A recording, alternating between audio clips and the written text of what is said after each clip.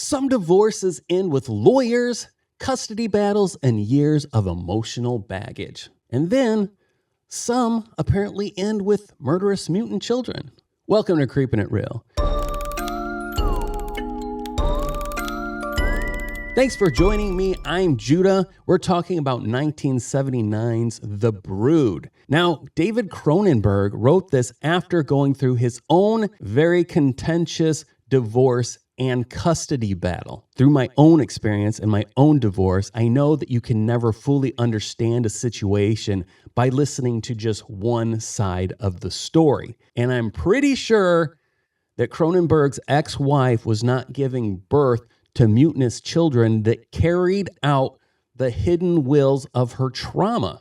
Though based on my own experience, I'm not completely willing to rule that possibility out. This movie follows a man fighting through a bitter divorce and custody battle. His wife is living at an experimental psychiatric clinic run by a psychotherapist who uses a bizarre form of role-playing therapy that causes physical manifestations of the patient's emotions. The ex-wife still has visitation rights. So this young daughter, who's supposed to be 5, spends the weekends at this clinic, and I know what you're all thinking. Sounds like the perfect place for a child. After one visit, the father notices clear signs of physical abuse on his daughter. He's in this bitter divorce battle and he's fighting for custody. So now he's got the evidence and he's ready to go for the jugular.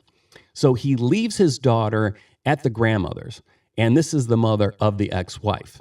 Funny thing is, this actress that plays the grandmother is only 4 years older than the actress that plays the mother. And they didn't even try to cover that up with like some aging makeup or anything. The granddaughter and the grandma are sitting there looking through some old photos and they hear something in the kitchen. So grandma goes to investigate. And there's this tiny mutant child absolutely wrecking the kitchen. And then it grabs this meat tenderizer and decides grandma's head looks like a nice cut of steak. Now, on that note, in 2006, the Chicago Film Critic Association named The Brood the 88th scariest movie of all time. And that seems a little absurd to me.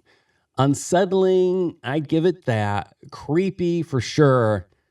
But scariest movie? Now later, there's a scene where half a dozen mutant children swarm an adult man. They're clinging to him. They're biting him, they're screaming, they're hitting him from every direction.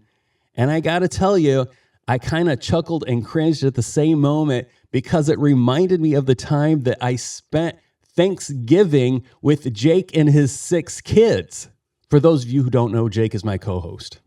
Now, the end leans hard into the Cronenberg body horror and delivers a couple pretty memorable gag moments.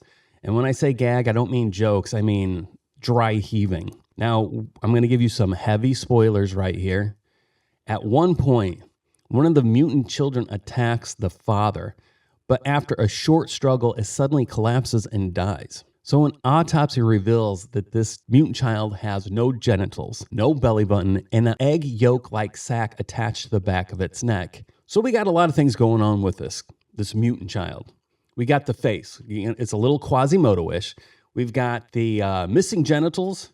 We've got the yolk on the back of its neck.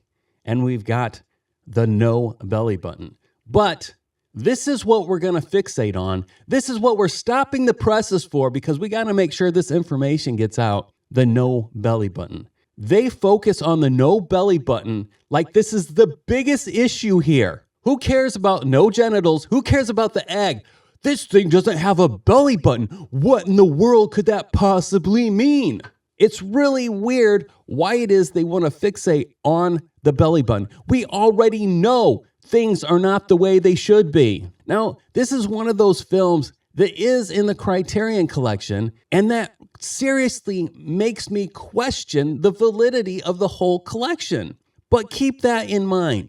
There are people that see something in this that I clearly did not. And I'm not talking about a belly button. I'm going to give The Brood a 5.5 out of 10.